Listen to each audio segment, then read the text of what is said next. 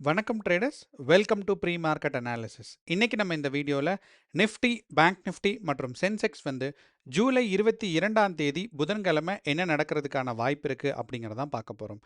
So இந்த analysis பார்த்தீங்கன்னா நமக்கு 5 முக்கியமான டேட்டாஸை வச்சிருக்க போது, ஒன்று வந்து நம்மளோட கிஃப்ட் நிஃப்டி டேட்டா, அடுத்து வந்து பார்த்தீங்கன்னா India VIX data, price action, open interest data and FII data. And இந்த எல்லா டேட்டாஸையும் நம்ம வந்து எப்படி அனலைஸ் பண்ணுறது, இதனால நம்ம என்ன இன்ஃபர்மேஷன் தெரிஞ்சுக்க போகிறோம் அப்படிங்கிறத பார்க்குறோம். ஸோ டெய்லியுமே பார்த்தீங்கன்னா ஒரு டேட்டாவும் வித்தியாசமாக தான் மாறிக்கிட்டே இருக்கும். அப்போது இந்த 5 டேட்டாஸையும் பார்க்கும்போது சில நேரங்களில் இந்த 5மே ஒரே டைரக்ஷனில் மார்க்கெட் இருக்கிற மாதிரி சொல்லும். சில நேரத்தில் பார்த்தீங்கன்னா ஒரு நியூட்ரல் மார்க்கெட் ஆகும், சில நேரத்தில் பியரிஷ் மார்க்கெட் ஆகும்.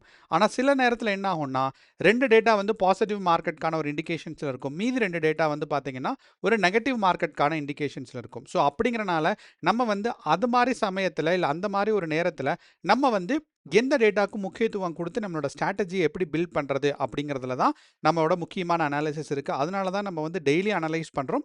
டெய்லியும் பார்த்தீங்கன்னா சினாரியோஸ் அண்ட் சுச்சுவேஷன்ஸ் வந்து மாறிக்கிட்டே இருக்குது. ஓகே, அப்போ இன்னையோட வீடியோவில் நம்ம கன்க்ளூஷன் என்ன அப்படின்னு பார்த்தீங்கன்னா, மார்க்கெட் வந்து ஒரு டவுன் ட்ரெண்ட் போகிறதுக்காக ரெடியாக இருக்குது. ஸோ எப்போ வந்து மார்க்கெட் வந்து அதில் இருக்கிற சப்போர்ட் ரேஞ்சிலேருந்து பிரேக் டவுன் ஆகுதோ அப்போ வந்து பார்த்தீங்கன்னா ஸ்ட்ராங்கான ஒரு டவுன் ட்ரெண்ட்கான பாசிபிலிட்டிஸ் இருக்குது அப்படிங்கிறதான் தெரியுது. நமக்கு கிஃப்ட் நிஃப்டி டேட்டா இருக்குது, இந்தியா விக்ஸ் டேட்டா இருக்குது அண்ட் ப்ரைஸ் ஆக்ஷன் டேட்டா இருக்குது. இது எல்லாமே ஸ்ட்ராங்காக வந்து ஒரு டவுன் ட்ரெண்ட் எக்ஸ்பெக்டேஷன்ஸ்க்காக நம்ம ஒரு சான்ஸ் கொடுக்குது. ஆனால் எஃப்ஐஐ டேட்டா நீங்கள் கவனிச்சிங்க அப்படின்னா, நான் சார்ட் காமிக்கிறேன். எஃப்ஐஐ டேட்டா பார்த்தோம் அப்படின்னா மார்க்கெட்டில் வந்து எஃப்ஐஐஸோட வால்யூம் வந்து பார்த்தீங்கன்னா ஆப்போசிட் டைரக்ஷனில் இன்க்ரீஸ் ஆகிருக்கு, நெட் பேரிஷாக தான் இருக்காங்க. ஆனால் ஒரு சின்ன டிஃப்ரென்சஸ் இருக்குது. அதே மாதிரி நமக்கு வந்து ஓப்பன் இன்ட்ரெஸ்ட் டேட்டாவில் அட் த மணி பக்கத்தில் பார்த்தீங்கன்னா ஸ்ட்ராங்கான கால் ஆப்ஷனோட வால்யூமும் ஸ்ட்ராங்கான புட் ஆப்ஷனோட வால்யூமும் இருக்குது. இது ரெண்டும் என்ன சஜஸ்ட் பண்ணுதுன்னா மார்க்கெட் வந்து எந்த டைரக்ஷனில் வேணாலும் ஈஸியாக வந்து மாறுறதுக்கான வழி இருக்குது அப்படிங்கிறது தான் இது சொல்லுது. வாங்க இப்போ நம்ம சார்ட்டை பார்க்கலாம். ஸோ நான் முன்னாடி சொன்ன மாதிரி நம்மளோட சார்ட் வந்து பார்த்தீங்கன்னா வித்தியாசமான டேட்டாஸை நமக்கு கொடுக்குது. ஸோ ஃபஸ்ட்டு வந்து நம்மளோட கிஃப்ட் நிஃப்டி டேட்டா அண்ட் இன்னையோட கிஃப்ட் நிஃப்டி டேட்டா பார்க்கும்போது நேற்று மாதிரியே வந்து ஸ்ட்ராங்கான செல்லிங் ப்ரெஷர் இருக்கிறதுக்கான ஒரு எக்ஸ்பெக்டேஷன்ஸ் இருக்குது. பார்த்தீங்க அப்படின்னா நேற்று நமக்கு 330க்கு இருந்த பொசிஷனுக்கும் இப்போதைய இருக்கிற பொசிஷனுக்கும் பார்த்தீங்கன்னா ஏறக்குறைய ஒரு 60 பாயிண்ட் நெகட்டிவாக இருக்குது. ஸோ இந்த 60 பாயிண்ட் நெகட்டிவாக இருக்கிறது என்ன இண்டிகேட் பண்ணுது அப்படின்னு பார்த்தீங்கன்னா, நமக்கு குளோபல் மார்க்கெட்டில் குளோபல் இன்வெஸ்டர்ஸ் அதாவது எஃப்ஐஐஸோட சைட்லேருந்து பார்க்கும்போது இந்தியாவோட நிஃப்டி ஃபியூச்சர்ஸில் பார்த்தீங்கன்னா அவங்க வந்து ஸ்ட்ராங்கான செல்லிங் ப்ரெஷர் இருக்காங்க.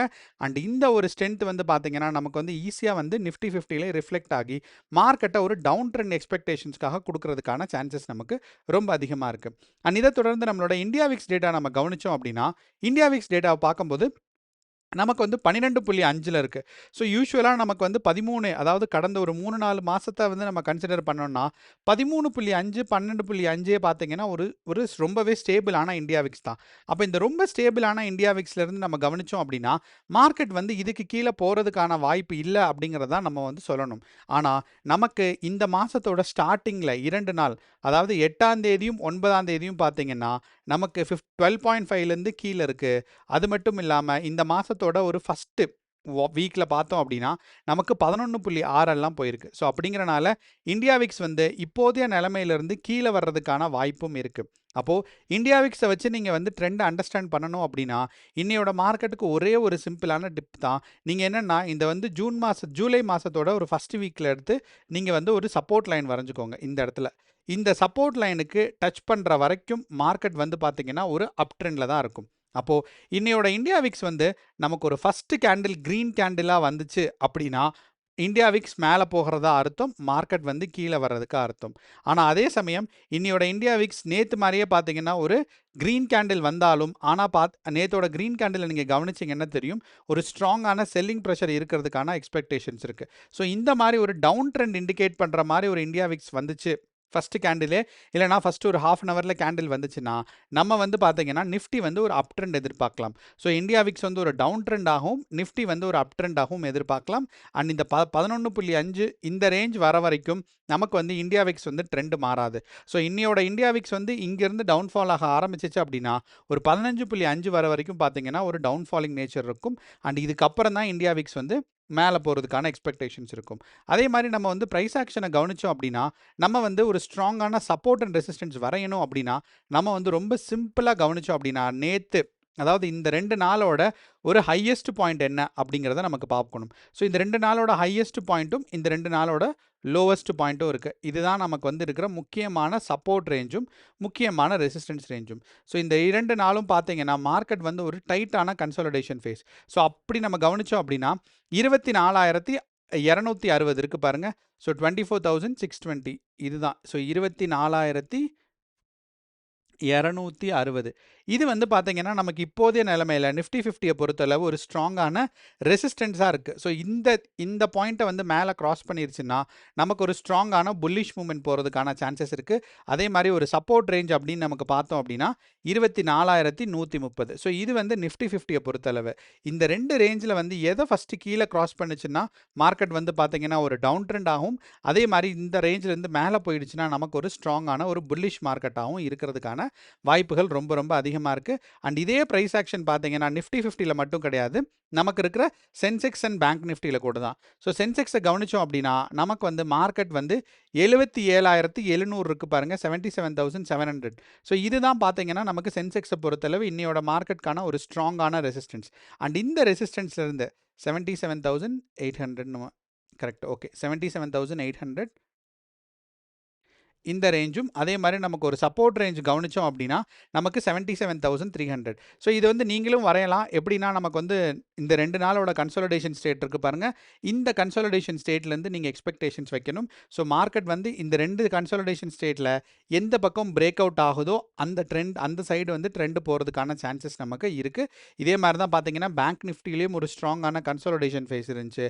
ஆனா பேங்க் நிஃப்டிய பொறுத்தளவு நேத்தோட மார்க்கெட் வந்து பார்த்தீங்க அப்படின்னா, கொஞ்சம் ஒரு அப் ட்ரெண்டா தான் இருந்துச்சு. ஸோ அப்படிங்கிறனால பேங்க் நிஃப்டிக்கு வந்து 58,150யும் அதே மாரி ஒரு டவுன் நமக்கு வந்து ஒரு சப்போர்ட் ரேஞ்ச் அப்படின்னு பார்த்தோம் அப்படின்னா 57,550யும் இருக்கு. ஸோ அப்போ இந்த 2 ரேஞ்ச் தான் பார்த்தீங்கன்னா, பேங்க் நிஃப்டியை பொறுத்தளவில் ஸ்ட்ராங்கான ரெசிஸ்டன்ஸும், ஸ்ட்ராங்கான சப்போர்ட்டுமா இருக்க போகுது. அப்போ நமக்கு பிரைஸ் ஆக்ஷன் படி பார்த்தா மார்க்கெட் வந்து நிஃப்டி, பேங்க் நிஃப்டி மற்றும் சென்செக்ஸ் எல்லாமே வந்து பார்த்தீங்க அப்படின்னா, ஒரு ஸ்ட்ராங்கான கன்சாலிடேஷன் ஃபேஸ்ல தான் இருக்கு. அப்போ இந்த கன்சாலிடேஷன் ஃபேஸ்ல இருந்து எந்த பக்கம் இன்னைக்கு பிரேக் அவுட் ஆக போகுது அப்படிங்கிறது தான் முக்கியமான விஷயம்.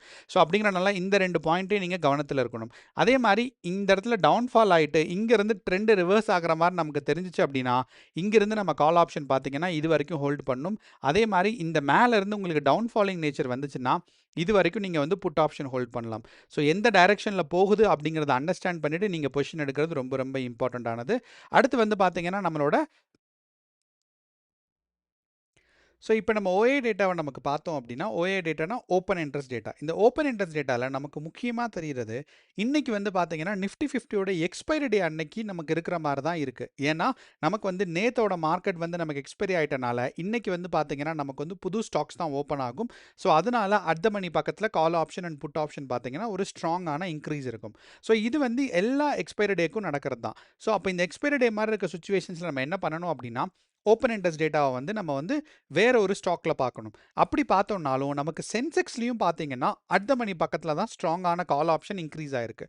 அப்போ சென்செக்ஸ்லயும் அட் த மணி பக்கத்துல ஸ்ட்ராங்கான கால் ஆப்ஷன் இன்க்ரீஸ் ஆயிருக்குன்னா என்ன அர்த்தம்னா, மார்க்கெட்ல ஒரு ஸ்ட்ராங்கான ரெசிஸ்டன்ஸ் டெவலப் ஆயிட்டு இருக்குன்னு. அப்போ இது லைவ் மார்க்கெட்ல கண்டிப்பாக மாறும். அப்போ இந்த லைவ் மார்க்கெட்ல நீங்க என்ன கவனிக்கணும்னா, உங்களோட ஓப்பன் இன்ட்ரெஸ்ட் டேட்டால call option side volume increase ஆகுதா? ஏன்னா கண்டிப்பா ஏதோ ஒரு ரேஞ்சில வந்து பார்த்தீங்கன்னா, கால் ஆப்ஷன் ஹையஸ்ட்டா இருக்கும். ஏதோ ஒரு ரேஞ்சில புட் ஆப்ஷன் ஹையஸ்ட்டா இருக்கும். இதுதான் லைவ் மார்க்கெட்ல ஓஏ டேட்டால நமக்கு தெரியறது.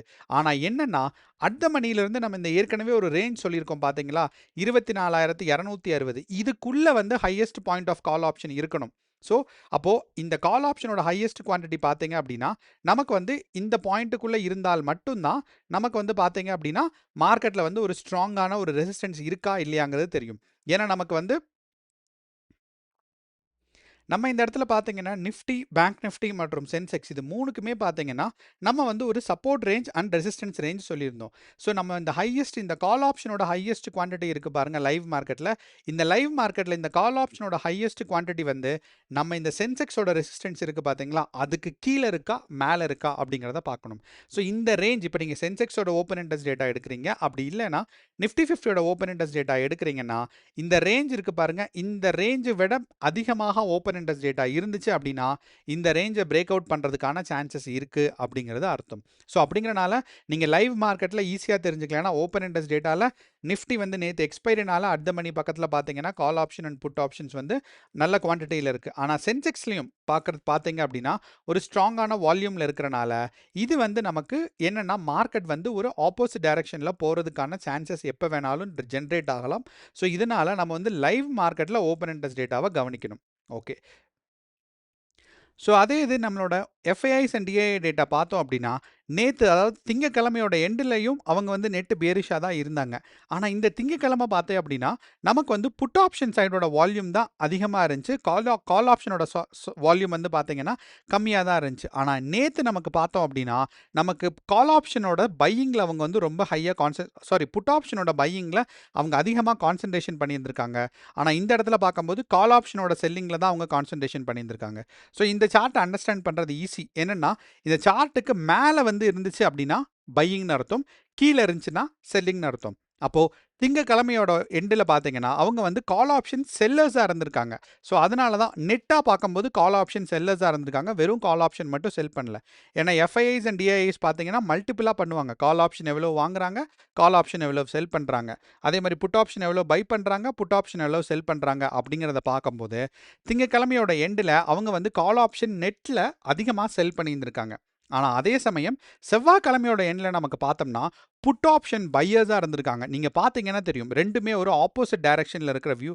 ஆனால் இந்த இடத்துல கால் ஆப்ஷனை செல் பண்ணுறாங்க, இந்த இடத்துல புட் ஆப்ஷனை பை பண்ணுறாங்க.